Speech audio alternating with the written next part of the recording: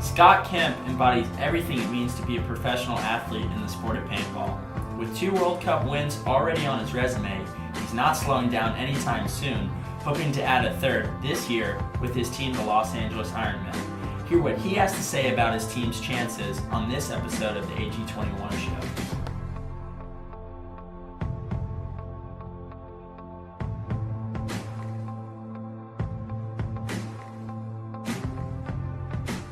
What's up, everybody? Welcome to episode 6 of the AG21 show. I'm stoked to have Scott Kemp, aka Skemp, on the set for this episode. And yeah, man, let's get this thing rolling. What's up? What's up, dude? What's going on? Nothing. I'm happy to be here. You've been doing a great job with these productions. You just had Spica on episode 5 and Rainey as well on the prior one. So as well as Greenspan, Marcelo. So yeah, happy to be here. You're making your rounds with the Southern California players. Absolutely. So we got Impact covered, we got Dynasty covered, and now I'm stoked to have a member of the Los Angeles Ironmen on the set right now. And what's new with you? What's going on in your life right now? What's on your mind? Paintball, World Cup. World Cup's on my mind, as everybody who's competing right now. You know, that's the Super Bowl of paintball. Absolutely. And we have that coming up in 3 weeks. So excited for that. You know, the team's feeling good, confident, so ready to kick off World Cup, and then we have the off season. Oh, I don't even want to think about that right now. All right, guys. So yeah, you reached out. We have Skemp on the set. I'm really stoked to have him on because this is someone who embodies, you know, from my belief, what it really means to be a professional athlete in paintball. He is a personal trainer. He's very involved in fitness. He takes the sport very seriously with the way he prepares for it, and I think he has a lot of valuable insight for you guys on not only what it takes to get to the top level of the sport, but also what it takes to maintain that ability to play at this level. Absolutely. So without further ado, let's dive into these questions. I engaged with you guys via Facebook, so I really appreciate you sending out those questions, as far as Instagram as well. And all right, so the first question we have, this is from Jerry. He is from Texas, and he wants to know, like, as a personal trainer, how important is it to being in your own best personal shape, I guess, for your clients? And he also wants to know, do you value agility over building mass? So 2-part question. As a trainer, you have to be in shape because you're trying to show somebody how to get in their best shape, and you have to practice what you preach, right? So you see a lot of trainers in corporate gyms like 24 Hour Fitness, LA Fitness, where it's really easy to just get a training certificate and become a trainer there, but a lot of these trainers aren't even in shape themselves. So how are you going to get motivated as a client when your trainer's not even in shape? So to be a trainer in the fitness industry, you absolutely have to be in great shape. And generally, you are in better shape than your clients for the most part. You know, they're looking up to you. They're looking up to you for not just motivation, but also for the education and inspiration and all that. So yeah, that is a huge part of the industry. The second question is, how important is it to be in shape for paintball? Or sorry, agility over building mass. That was his question. Agility over mass. It's a complicated question because you instantly want to go to, okay, you need agility, you need speed, you need quickness, right? But when you look at everybody, everyone's physique is different. Everybody's built differently, right? So you can have a person who has great mass and they are super fast and agile and able to, you know, make the 50s and run down the field. So a perfect example of this is, if you remember John Richardson. Oh, absolutely. 6'2", 6'3", 220, 230 pounds. Huge dude, right? Tons of mass. One of the fastest guys in paintball. Running and shooting to the 50 Dorito. Making it, you know, running down the field, flying down. So that's a perfect example of someone with great mass, but he also has the speed and quickness. Now, on the flip side, you might have a frame where if you put on too much of that mass, you're hindering your speed in paintball and you're slowing yourself down. Then you'll also have your super lean, skinny guys that, you know, that's their speed and quickness. You know, a shorter, fast low body fat, but also low muscle mass, and they're fast. So it really comes down to your body type and your frame and how you can perform that way, you know? If you can be fast still and increase your speed with the mass, then go for it. But if that mass is hindering you, then you need to look into your training and start looking into more cross training circuits, getting your heart rate elevated and keeping a lean body mass.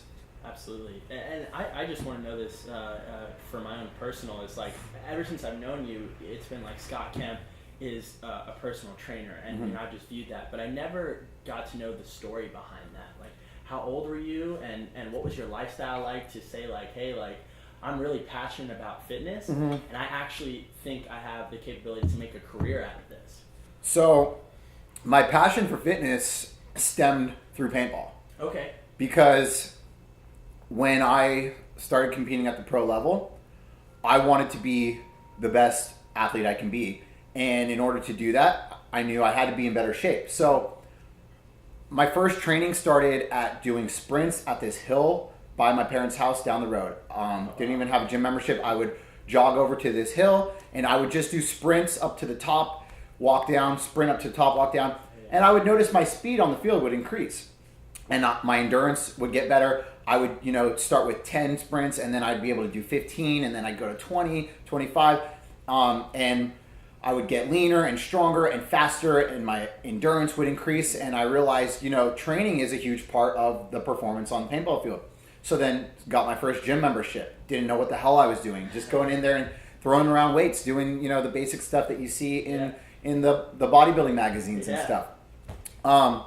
And I developed an obsession for training for paintball because I saw the performance that I would get out of it. And once I started focusing on the performance aspect, I started seeing the external results. And when you start seeing the external results as well, then I realized, wow, like, okay, not only am I performing better and feeling better, but I'm looking better too. And then you start to tap into nutrition and you really want to focus on, okay, now here's my training side of it, but let's put the best fuel in my body as well. Yeah. So I start studying all these things, and there's all the information in the world out there on the internet, obviously, you know, but it's overwhelming. But I would go on, you know, fitness forums, and I would read all these articles from all these doctors and trainers and all these different journals, and I would go and I would buy all these different magazines, men's fitness, men's health, and I would get memberships to all these magazines, and I would just read all these different training ideas and nutrition and everything. And I was just self-educating myself, putting myself through different types of protocols through nutrition, fitness, and see what works and what wouldn't. And I was just basically a guinea pig on myself. And I became obsessed with fitness, and I decided I have all this education and I know so much about it already. And I love to train and also show others, because I would work out with my friends and I would kind of be showing them the routines that we would do. So I felt like, man, I could turn this into a career. So then I got certified as a personal trainer. I studied nutrition. I got certified as a sports nutritionist, and with that started training at gyms and stuff. So that was my whole into the fitness industry. But yeah, it all stemmed from paintball. Originally, it wasn't for the external look. It was, I want to perform better as a paintball athlete. How do I become better? And that's how it all shelled. It's so cool because, I mean, to think about it, how long have you been playing professional paintball? So this is my 14th season pro. 14th season professional. And how long have you been a personal trainer for? I've been a personal trainer for about 8 or 9 years now. And I can only imagine, like, what's next for you if you put 14 years into personal training. Yeah. I feel it's just like anything, you know, the more time you put into it, the more results you're going to see. Yeah, absolutely. So do you have a goal in mind of personal I've always had this goal and dream of owning my own gym. Okay. And living in San Diego, it's really tough because, one, there's a lot of competition because there's tons of fitness studios everywhere because everybody, you know, when you have sunny weather 24/7, you know, 365 days a week. Yes, so people are generally in better shape than the rest of the United States. 100% attest to that. So you have a lot of people that are always active, you know, in their bathing suits and you know, shirts are off at the beach and stuff. So people want to stay in good shape. So with that comes a lot of competition, Right. as well as it's expensive overhead to own a gym. So it's always been a dream of mine, and it's just, I know that it'd be really hard to run a business while traveling and competing in paintball at the same time. Absolutely. So it's kind of one of those things that I think I want to open that chapter when I decide to close the paintball chapter. Well, you always got it in mind, and the possibility will always still be there. And absolutely, like you being credible, you know, in your own physique, right? With the first question they asked, like, what's the importance of you being in shape? You know, I think the importance of an owner of a business having put 9 years into being a personal trainer is it's very credible, and I'm hopeful for that for you. Thanks. So the next question we have, so you know, we talked about like the general principles of fitness. Now let's talk about, Aiden wants to know from New Mexico specifically to tournament paintball, how does your workout routine translate, and what should he do to prepare for tournaments as far as fitness? So, Aiden, I don't know your current physical state. I don't know, you know, what your training's like right now. To just say what you need to do, you know, I can't just, you know, there's no one protocol training for everybody. So I can't just say, here, do this. One size does not fit all. My training personally, I feel that I perform the best when I'm doing a lot of aerobic and circuit training, when I'm staying lean, keeping my body at around 175 to 180 pounds. I find I have good strength, speed, and endurance. When I get over 180, I feel a little more sluggish. If I'm below 170, I feel weak and tired. So finding that sweet spot for me that I've found over the last decade is something that works for me. Keeping my diet in check. Generally, I go with a high protein, a moderate carb intake, moderate fat intake. That's actually the next question we have. So just hold off on that really quick because I want Chris to have that answered.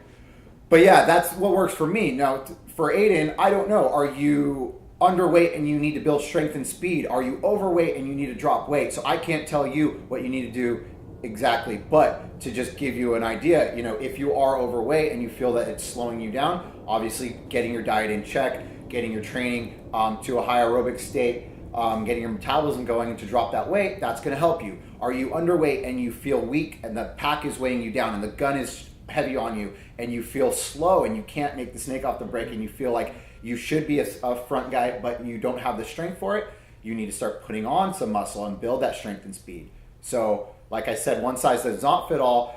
You have to find, you know, what is your goal, what is your current state, and that's how you design your training and your nutrition protocol. Hey, and you know, you can find him on Instagram at Skemp, and I'm sure if you DM him, he could, you know, maybe give you a routine that absolutely. You could follow for your goals for that. Yeah. And if I could add to that, Aiden, you know, I'd say like people ask me about paintball and like what sport does it relate to.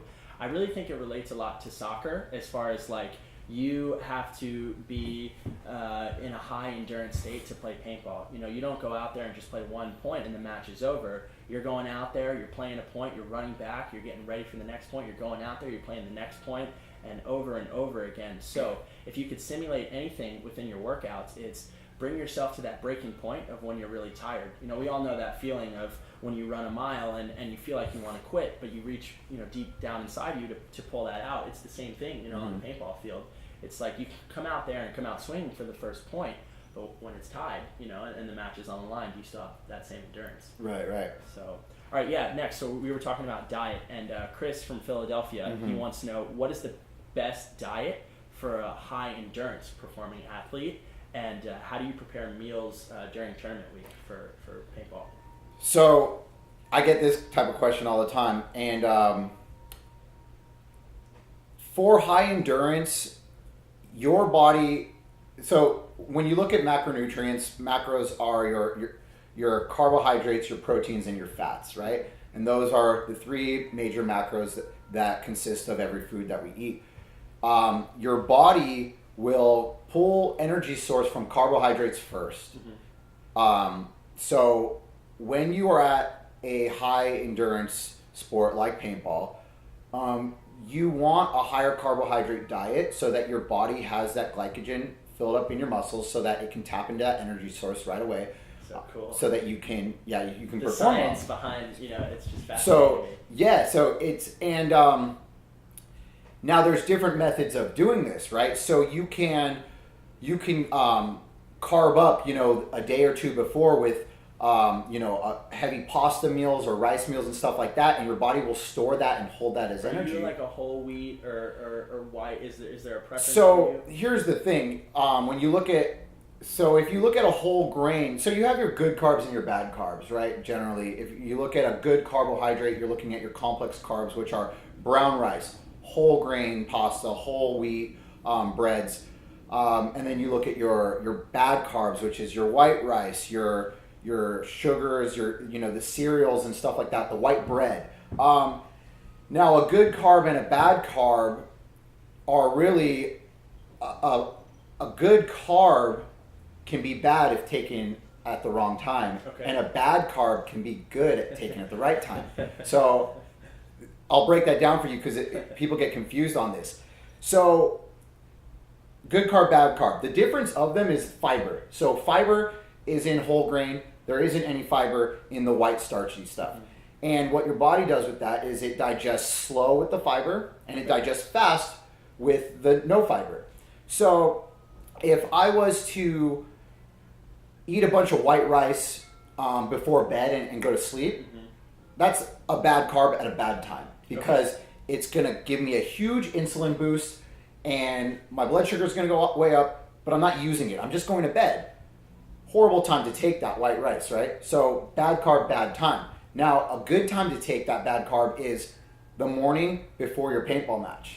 Oh, okay. So now, if I eat that white bread, at the hotel lobby, or white rice, or that cereal, that high starch, low fiber, my body will break that down, digest that, my glycogen levels will go up, and now I have a full tank of gas, and I'm going to burn that off in the next hour, 2-3 hours when I step on the field.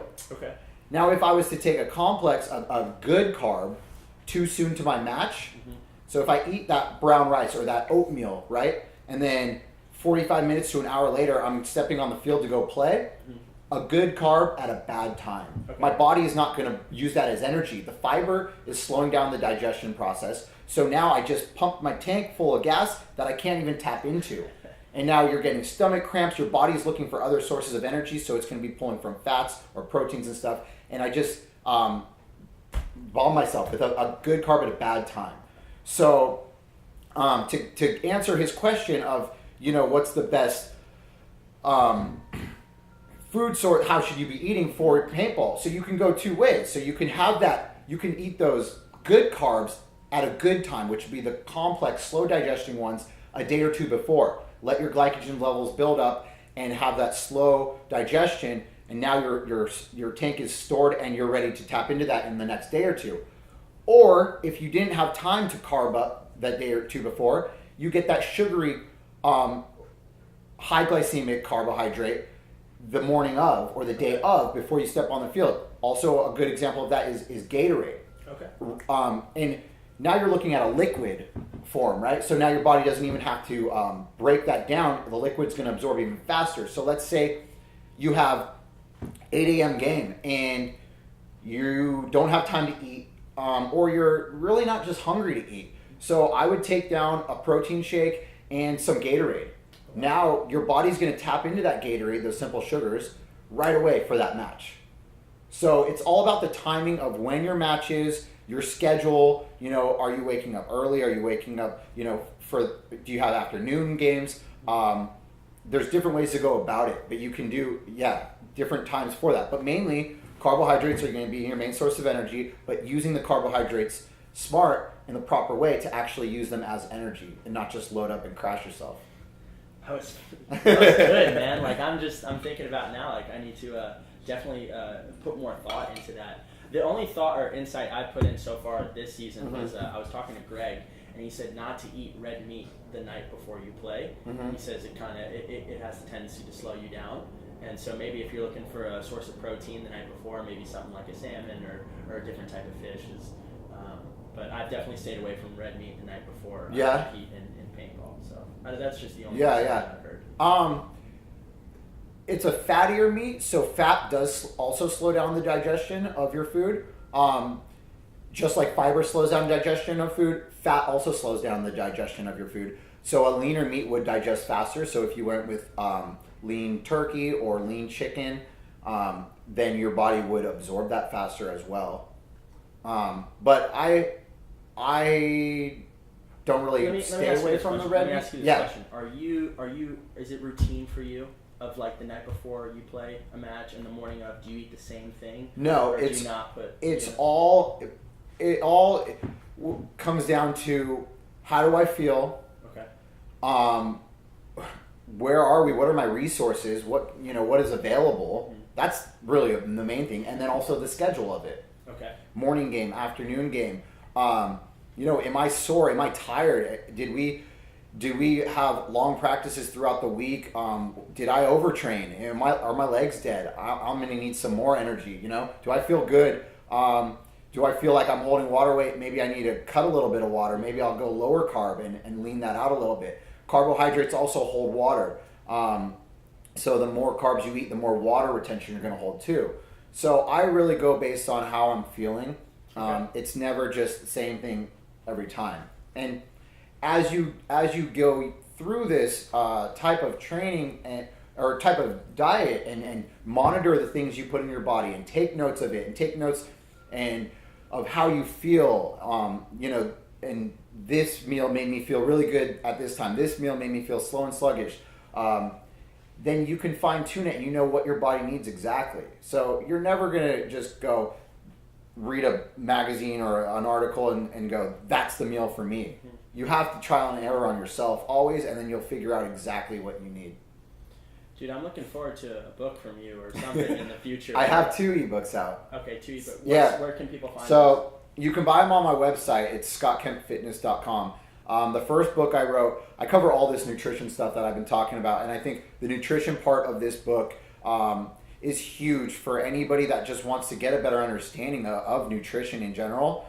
The book is called The Roadmap to Getting Shredded, and I designed it for people wanting to lose body fat and put on lean muscle mass. It's not really the book isn't to just get ripped and shredded, although you can if you follow the extreme diets that I give. Yeah. So I give different types of diets and how you can do it. I talk about carbohydrate cycling, where you can do high, medium, low days throughout the week to bump your metabolism up. I also go through basics of it. But the main thing is understanding the what behind the why, right? So that's always the biggest thing in nutrition and training. Why am I eating this? Why am I eating this food instead of that food or at this time and that? So I break all that down. I cover all as well as training and nutrition. And I think I've given a ton of them out to my friends and stuff who ask me these questions all the time. And I'm like, what's your email? I'm going to send you this book. I want you to read the whole nutrition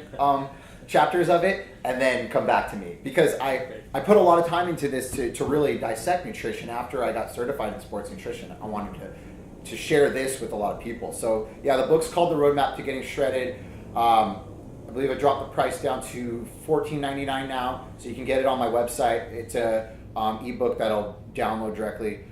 And then the other book that I wrote is Performance Training for the Paintball Athlete, and that one's $9.99. And I don't cover nutrition in this one. I cover strictly outdoor endurance and agility training that you can do on your own at a park or in your backyard with just a few items that you can buy online. Mm-hmm. So you can make your own training and gym outside. And I made this for people looking to increase their speed, agility, flexibility, and endurance for paintball. Damn, I'm stoked. I know what I'm doing after this, for sure. I'll send you both of those books when we finish this. Great. All right, so next up, we have Dave. He's from Millburn, New Jersey, and let's talk about the lifestyle of a professional paintball player. He wants to know, how do you balance practice and events with your work and personal life? So the lifestyle of a professional player is not as glamorous as most of you may assume. For the most part, everyone works a job outside of paintball. I would say 98% pro paintball players do something else for money besides just playing paintball. There's very few people that are just playing paintball. And it's sad. I wish that it wasn't like that, but that's how the sport is right now. I believe it will change at one point, and every pro player will be making a full income. But right now, that's not the case. So myself and everybody else out there, it's a struggle and a grind. As a trainer, I can have a flexible schedule because I can have clients work with my schedule and also with theirs. But then again, you lose money by going to these tournaments because it's time away from work. Also, doing online training, I can work remotely. And then doing a lot of clinics. So, you know, and it's a grind to put those clinics on. You put yourself out there, contact the fields, get these set up. So getting clinics set up with fields, and I incorporate a lot of my personal training into my clinics too. So I kind of like give you both sides of it, and I talk a lot about like nutrition at the lunch breaks and stuff. So it all kind of plays off of each other. But yeah, the thing is for paintball, whether you're playing pro or divisional or whatnot, you're in school or working or doing both, and it's really hard to balance them. It's not impossible, it's just really hard. You have to find the job that will allow you to do that. The desk job 9 to 5 probably won't, because you here in America, you get 5 sick days and 5 vacation days, and with only 10 days off from work, that's more than, or that's not enough than what you need for just the 5 U.S. events. So it's hard. You need a job with flexibility, and yeah, you have to find that balance. But it's definitely a struggle for everybody. All the pro players that I know, all my friends, they do something else outside of playing paintball as well. Yeah, absolutely. And I think within that, you know, that's what maybe makes it worth it, though, is if you do find that balance and you do get that fulfillment from competing, you can bring that back into your personal life. And I want to flip that really quick, because Christian from Lynchburg, Virginia, he wants to know, like, what is one thing you've learned from paintball that you've been able to apply to life outside of it? Wow, one thing. I've learned a lot from paintball. Man, I mean, really from good paintball, question. I've learned teamwork. I've learned discipline. I've learned loyalty. I've learned greed. I've learned a lot through paintball. But if I just had to pick one thing from paintball, I would say teamwork is like the foundation of the biggest tool that I've learned, because you notice with all paintball people in the community, whether you're in divisional or at the pro level, we all have this different ability to conversate and relate and do things together with people, whether they're strangers or friends or whatnot. And I think we learn this trade from paintball. You learn this teamwork and roles of people and responsibilities that you have on the field and off the field from this sport, and it transcends outside of paintball. So whether we're out hanging out with friends that don't play paintball, and just whether we're hanging out or we're playing freaking volleyball on the beach or whatever, you learn this teamwork and this way to like connect with people, even with strangers when we're like out at the airports and traveling and stuff, meeting new people. And I think that we all have this ability and this skill that we've learned that you can't teach, and it's from paintball. So every time you go to practice, from before you even get to practice, you're figuring out, you're working with your team together to schedule something. Okay, we're gonna play this team at this time. Okay, is that the team we want to play? Cool. All right, how much paint do we have? Okay, get your equipment ready. Get this, get that. There's all these moving parts, right? Everybody has to do their job. And then everybody comes together, and then you work with each other. You put game plans together. Everybody has a different role. There's leaders. There's people learning from other people. There's coaches. There's people, you're getting critiqued and everything. So all of that, that comes into like the aspect of business in the business world. Being a leader of a business, of a company, to run a CEO corporation, you have to be able to do all that. To be even, just a worker of a corporation, you're a pawn in that puzzle piece. And we as paintball players, we learn this ability, and the longer you play paintball, the more you're going to learn this trait and learn from it. And I think especially at the pro level, like you really learn teamwork and how to take that like into any business field, friends, whatever. Yeah, it's that's a really insightful answer. And what I think is so cool about that is you talk about teamwork, and I think paintball allows you to figure out like what type of role player are you, right? And you talk about with business, and if you ever do start up your own fitness company, you can't do it alone. No one can do anything alone, and it is going to take teamwork, and it's going to take people within that business operating at a high level and doing their role specifically. Right. So that's very cool. Okay, next we have someone wants to talk about the Ironman right now. And Andrew from Toronto wants to know that not a lot of people commit to a team, especially one that's in a rebuilding phase. Why did you? Well,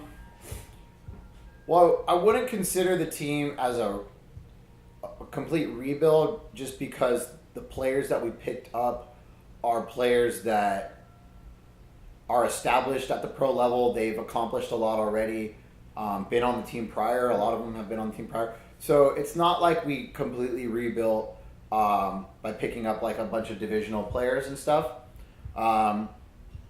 So I wouldn't necessarily call the team a rebuild. But what was the rest of the question? Sorry. He says like not a lot of people decide to stick with like a rebuild team. It's like maybe you have other opportunities for yourself. Why are you playing with the Ironman? Ironman was my very first pro team. Okay. That was my first team in 2004, so 14 years ago. I joined the Ironman when they were doing a rebuild. I would call this a full rebuild because they had tryouts of about 30 plus people coming out to SC Village. Some of the X Factor guys came out there. I was playing divisional at the time. Brandon Short was divisional. Bobby Avila's. And we all got picked up by the Ironman in 2004.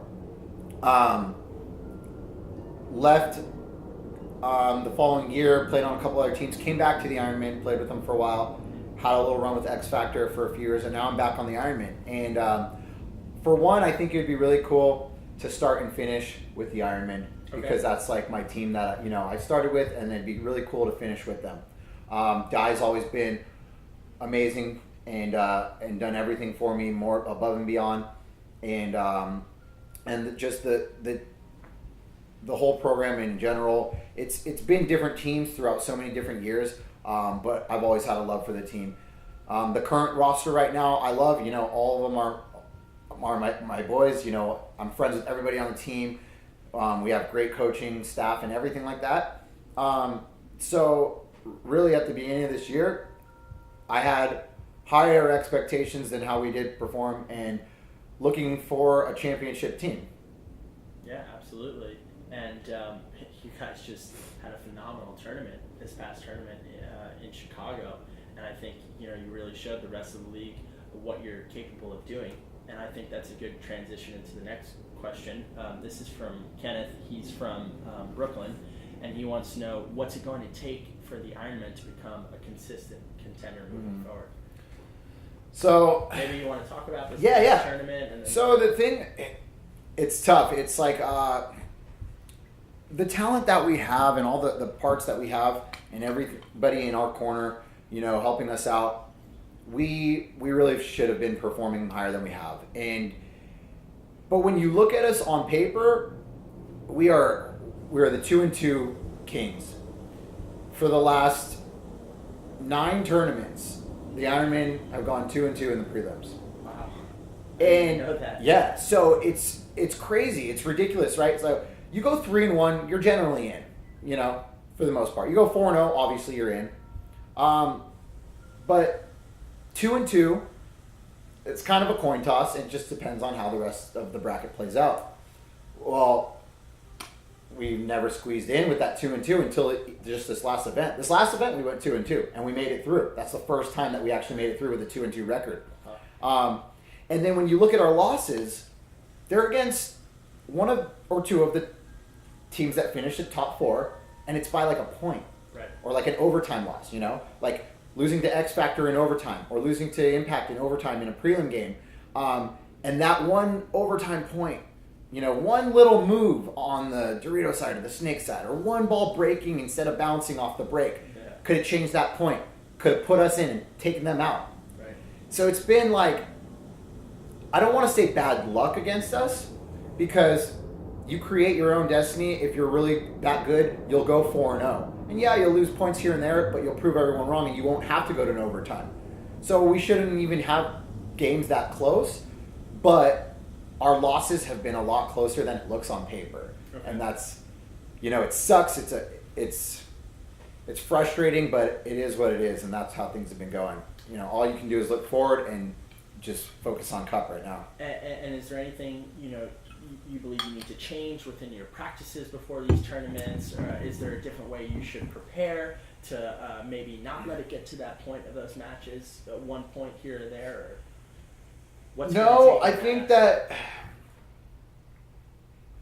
I think that just the team in general just needs to come together and have more faith in each other personally. Okay. I think that it's just when you're on a high and everything's rolling and going good, like Impact, for example, it's easy to stay up there and easy to keep that high momentum and play at your best paintball. Mm-hmm.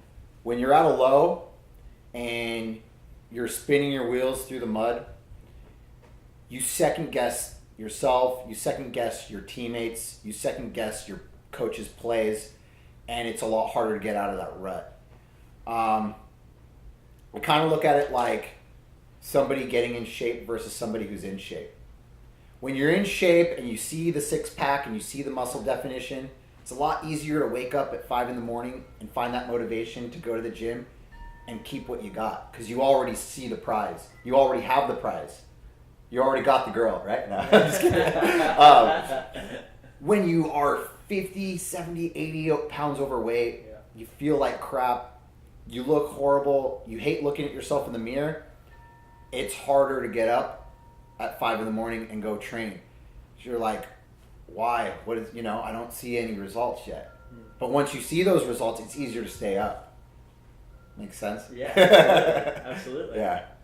And so we just trimmed a little bit of fat. Right. We leaned out a little bit. We're coming back. We're seeing results. So we're coming for the girl. And once you get her, though, you can't get complacent. Yeah, exactly. See where you got to stay on your A game. So I think partly one of the reasons you all were successful this past tournament is you communicated at a very, very high level. Especially, I know when we played you in the quarterfinals, the team all around was communicating on point. And Ben from Portland wants to know, what's the best way to reenact that in practice, to communicate at a high level? Is there a trick to communicating within Absolutely. a team? It's one of the key aspects. So I talk about this in a lot of my clinics. I did a video about this recently on BKI Paintball, so bkipaintball.com, where Grayson and myself do a lot of tutorials and stuff. We'll talk about that a little more towards the end too. But one of the things that I point out to people for communication, well, there's a few things that help with communication. Number one, understand and learn the difference of talking and communicating, okay? So you run out to the corner, you're in the snake corner, okay? And you talk the whole time. You got the wire, hey, back right, back right, back right. Hey, G from the snake, G from the snake, G from the snake, G from the snake. At the end of the point, you go to your snake guy, you go to back center guy, Dorito guys, hey, did you guys hear me? Everyone says no. You didn't hear me. I was talking the whole time. You're talking the whole time, but you're talking to yourself. You're screaming into a bunker, okay? Guns are shooting. We have goggles on. People are also screaming, yelling all across the field. It's very easy to get drowned out. So instead of just talking, screaming something to nobody into the abyss, yell out to a person and have a conversation with the person closest to you. So now you're in the corner, okay? Back right, back right, back right. You have a guy in the God. You look over. Hey, Bobby, back right's hot. Hey, what do you need to get into the snake? Bobby, hey, you hear me? He looks back. Yeah. The center W's on me. Okay, let me put him in.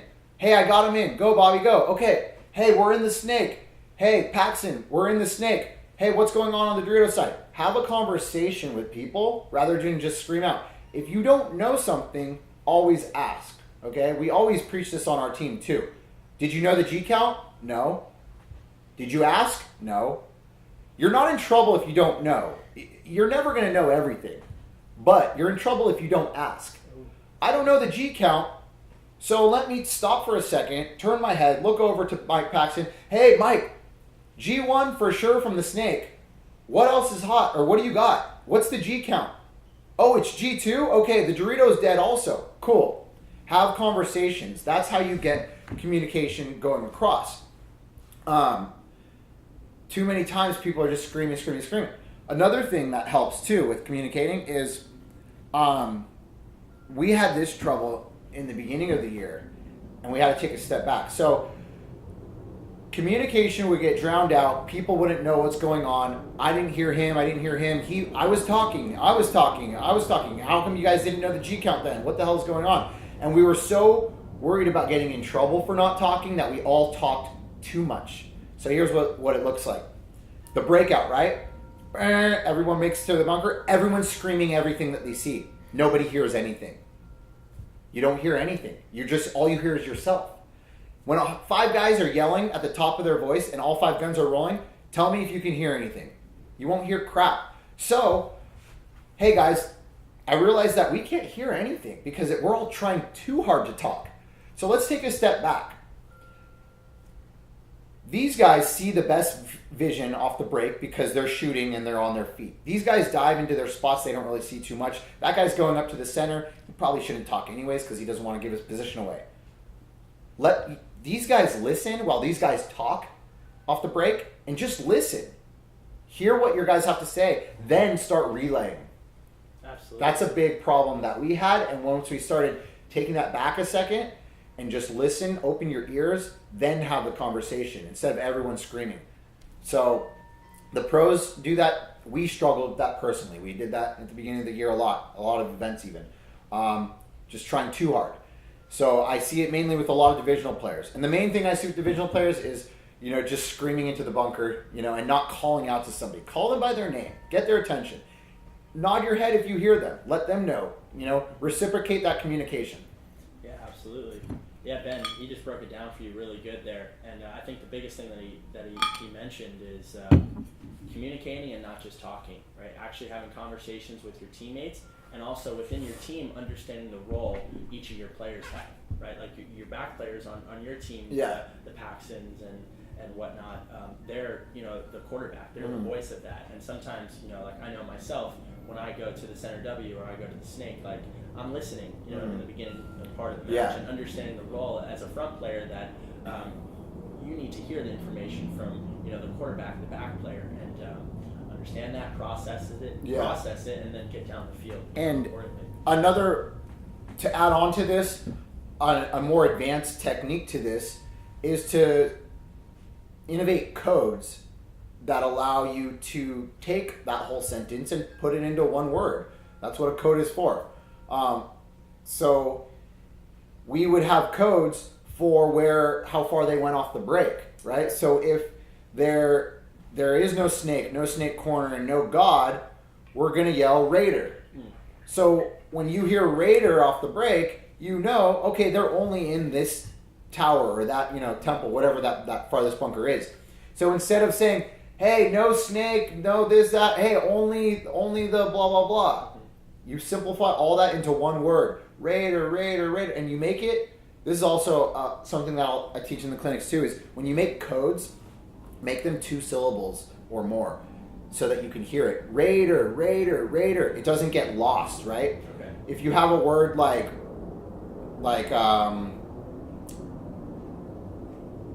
Chimalonga. no, like that's easy to. It's like a 1 syllable word, like gray, right? It's hard to hear that, okay. So if you turn it into a 2 syllable word, Raider, Alpha, okay, okay, absolutely, Echo, like stuff like that, you could hear that word better because, like I said, the vocals get drowned out with the gun shooting and people screaming. So pick words that are easy to hear, 2, 3, 4 syllables that, you know, compound and get that vocals across to people. That's huge, man. Communication is it's everything. So Ben, definitely focus on that the next practice that you have, and take that, and it'll definitely make your team better, and show up when you need to show up. Okay, so next we have Danny. He's from LA, and he wants to talk a little about the industry. You know what I mean? Mm-hmm. You said you're hopeful of paintball players getting compensated in the future, Mm-hmm. and maybe not having to balance it with their personal and work life. He wants to know, like, what's one thing you would change about how paintball is presented to the public? And then the second part of that is, do you think paintball has reached its peak?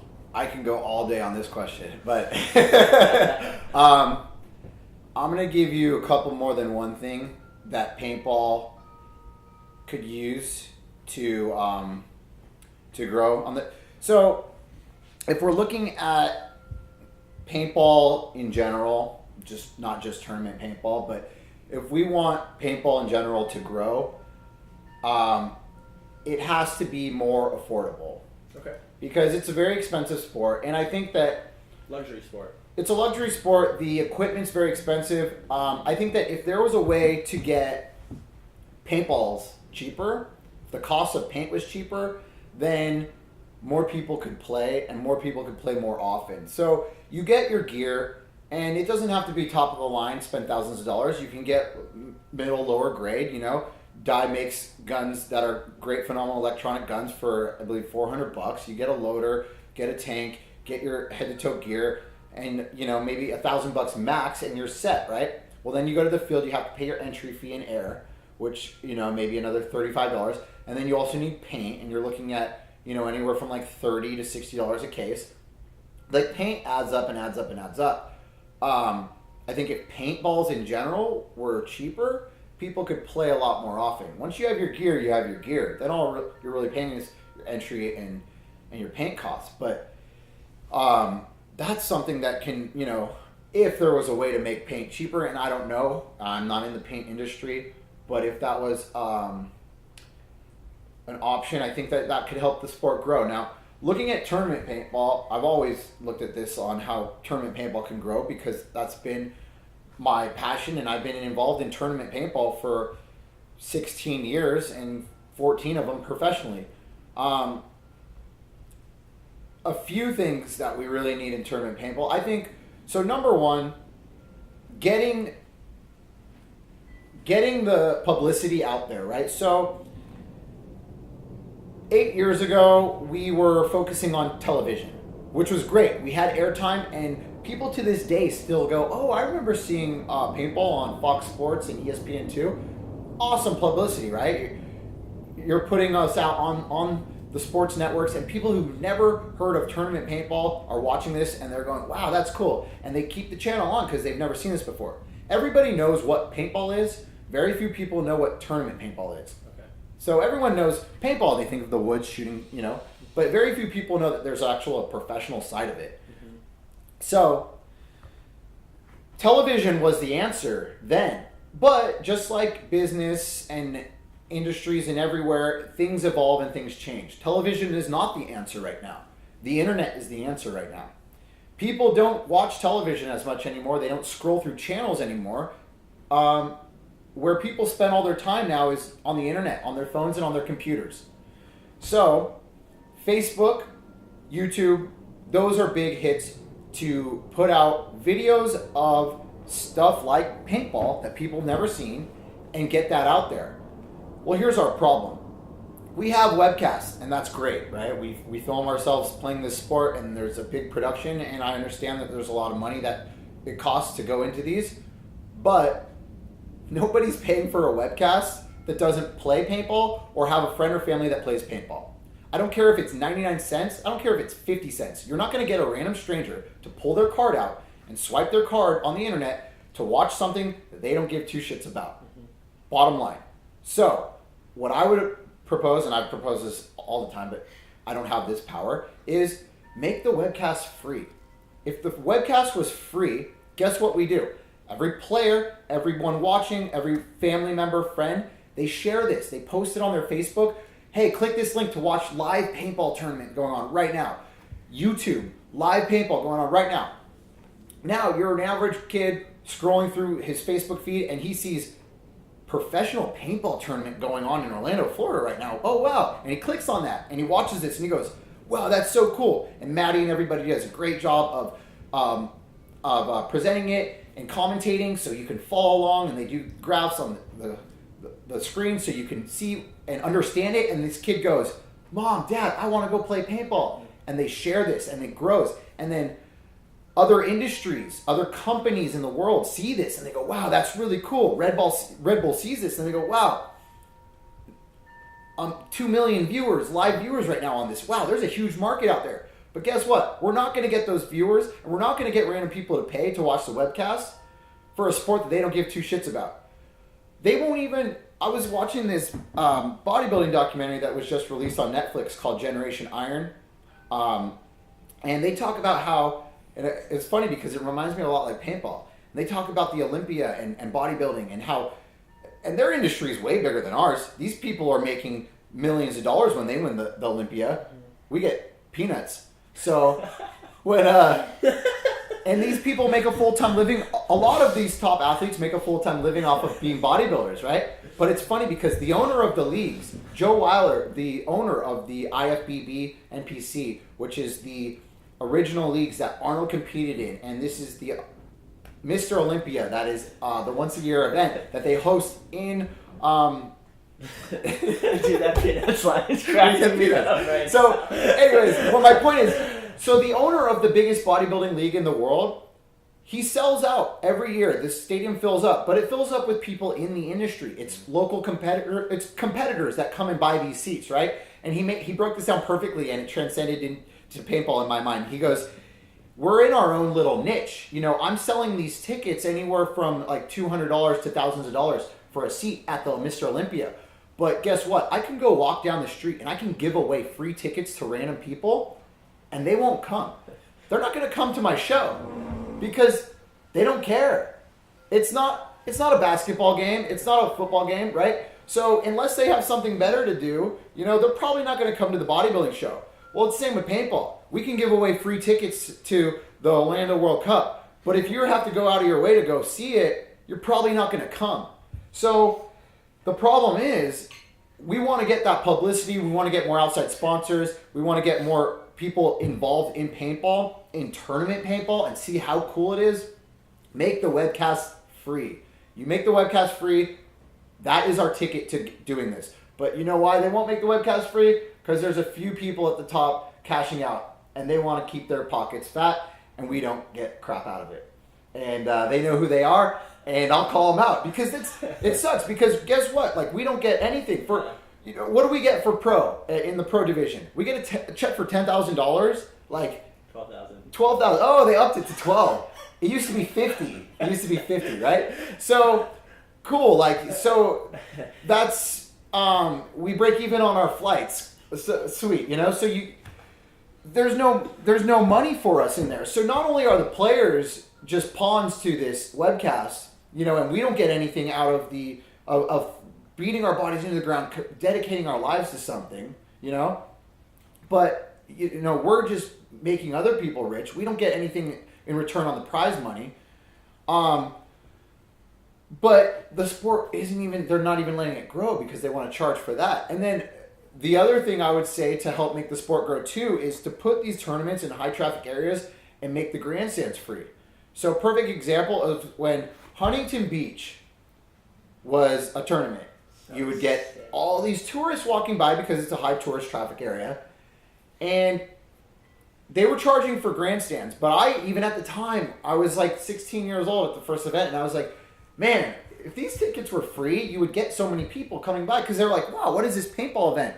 And they have nothing to do. And they're right there and they're watching it. They go, that's really cool. They're watching it from the pier. Now put them in high traffic places. And then they can walk in and watch for free. So yeah, these are budget cuts. These are you're not making money on grandstands. You're not making money on the webcast, but you're using that for a good cause to promote the sport. But I'll tell you what's going to happen. They're going to keep running it the way that they are this year, last year, the year before. They're going to keep doing that for the next few years.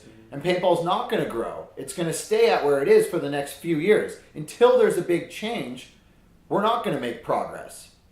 So the other part of this question was, are we at our peak? No, we're below where our peak was. We peaked in '08 when we were getting checks for 50 grand at events. When we were playing 10 events a year in the US, when we had hundreds of teams at every event, when there were 10 times more sponsors, when it cost the sponsors less to set up their vendors. No, we've gone backwards. We've gone way, way backwards. So no. But unless we change something, we're not going to grow. So we're going to stay right how we are now.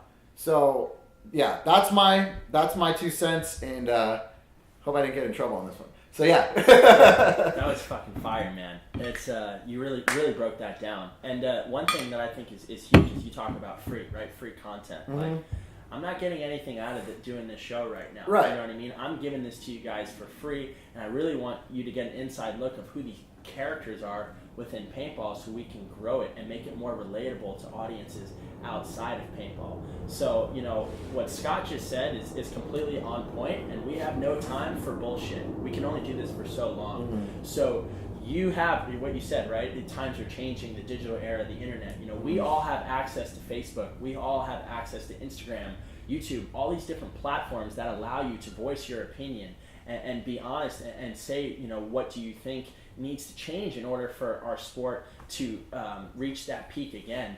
And dude, free content. I think you really hit that. Yeah. Where it needed to be hit, and I'm hopeful that in the 2018 season, next season, that could be one of those changes. But it's up to us, right? We need to go out. We need to engage owners of the league, on different players, different platforms, and make those changes. Absolutely. So, all right, here, let's talk about your career, and let's kind of summarize it. Mm-hmm. Dylan, he's from Oakley, California. He wants to know, have you ever thought about hanging up the cleats? And what motivates you to keep grinding? Yeah, it's always in the back of my mind. Like, I was talking about it earlier. One of my dreams is to open up a gym, and I just know that that's not feasible with the traveling schedule and the tournament paintball schedule that I have and that I've been doing. And I can cut back on events and I can cut back on practice timing stuff, but it's just something that I know that I can't.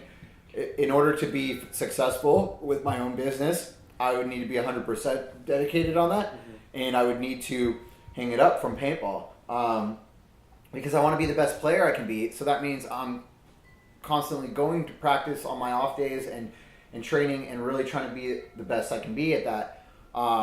But yeah, I mean, hanging it up, it's just, I take it one season at a time and really just see what's going on in my life. Where is my current work at? Where is my current paintball career at? Am I still good? Am I still relevant? Am I still in shape?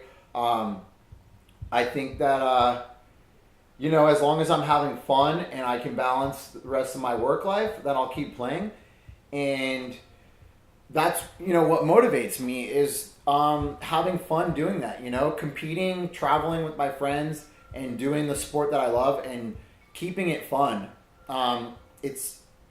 It's easy to lose the fun of something when you've been doing it for so long, and then you start to look at it as work. Like even in any other sport, people can lose sight of that. Like Shaun White, professional snowboarder, he's been competing at the top snowboarding level since I've been playing paintball, 18 years. And he posted something the other day. I follow him, and he was saying, recently just found my love again for the sport and having fun with it again, So it makes you think like, wow, even like Shaun White was like kind of getting bored and sick and burnt out, Travel schedule must be getting tiring, and, it comes to a lot of work, dealing with a lot of, business side of it, and your manager has you do this and that and, show up to these expos and compete here. But it's like, he started snowboarding. Why? Because it was fun, Yeah.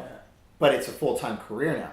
So finding that fun in what you're doing, the day that I realize I'm not having fun with paintball, I would hang it up. But I'm still having fun, so I'm still playing. Good, man. That's really powerful. You know what you just said and made me think about it. It's like that's the reason we all get into it, right? Like it's enjoyable, it's fun, it gives you this adrenaline, and when you succeed, it gives you a sense of fulfillment. And when that's not going the same way as it once was, I think that's definitely something to consider. Okay, last question. This is from Ty. He's from Modesto, California, and you talked about your future. He wants to know, where do you see yourself in paintball in the next 10 years? Ooh, 10 years. That's a big...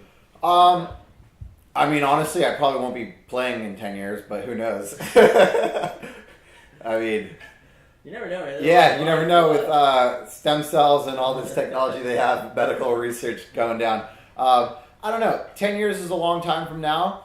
I think that the sport will make huge progression. I hope the sport will have huge progression within 10 years from now.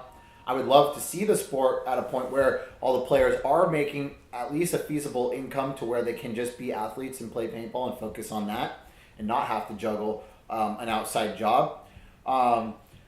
I love paintball. I love the sport. Maybe I'll be involved in the industry in a company side of it, or maybe running a league or something. I don't know. 10 years is a long time from now. Will I be playing paintball? I don't know. You'll just have to wait 10 years and find out. All right, my man. This was a really, really good interview, and I think you guys, I hope, got a lot of valuable insights and content out of this. Last thing I want to know from you, Scott, is, I ask a couple of the other guests that have been on thus far. You've been in this for 14 years playing, tournament paintball. Sorry, 16 and 14 professionally. How do you want to be remembered? What legacy does Scott Kemp want to leave behind when it is all said and done? That's a good question. I guess I just want to leave behind the idea of that, hard work can pay off. And, as a paintball player, if you really want to get to the pro level, if you really want to win tournaments, if you really want to be a champion, put in the work and you'll see the results. And, sometimes things won't go your way, but you just keep fighting. And I think that I'm a good example of that. And made somewhat of a good career out of the 14 years I've been playing so far. Got a couple World Cups under my belt, a lot of other pro wins, and really, like, honestly, the biggest thing that I love doing now is like clinics. Like, I love just seeing, like, when I teach people and they're listening and they're like learning and getting better. So, and they look up to me for advice. So, like, that's such a fulfilling reward to one, have people that are willing to pay and take time out of their day to go out to a clinic with me and take my knowledge that I've created and learned over the years and absorbed from other people that mentored me. And then for them to put their trust and faith in me, and then to use that and then to progress and then to do good and to win at their tournaments that they go out to. So I want to be remembered as somebody that shows that, the hard work will pay off, and, stick to your guns, and if you really want it, you can get it. Oh yeah, man. All right, where can people find you? So Instagram is Skemp. That's Skemp. Facebook, Scott Kemp Fitness is my Facebook page. So you can message me on either one of those. Ebooks available on scottkempfitness.com, and then also BKI Paintball that I wanted to recap on that a little bit. So Grayson Goff, X Factor player, and myself have been running an online training for paintball, and we have a ton of clients that love the content we're producing. We've lowered the price because we want to make it more affordable for people, but we've been putting hundreds of videos into here over the last few years, from nutrition stuff that I've been talking about to training stuff to drills to teamwork stuff. We cover it all. There's some free content on the site, and then if you like that free content, you can sign up for a membership, and it's $9.99 a month, and you can cancel at any time. So you can check that out at bkipaintball.com and let us know what you think. And that's it. Yeah. So. Oh yeah. All right. Well, you can find us both at the NXL World Cup in Kissimmee, Florida. That's near Orlando, Florida. 3 weeks from now, Scott Kemp will be competing with the Los Angeles Ironmen. I will be competing with Seattle Uprising. We look forward to seeing you all there. Thank you for joining episode 6 of the AG21 show. And I say this to you, Instagram, right now. If you can guess the next guest for episode 7, I'll be giving something out, but you'll have to wait and see. So thank you, guys. Peace out. Nate Schrader stops by to talk about how he found himself on the cover of a magazine when he was 15 years old, what it's like to play professional paintball with the best friends he grew up with, and how the game-breaking moves he's known to make aren't always thought of on the spot on the next episode of the AG21 show.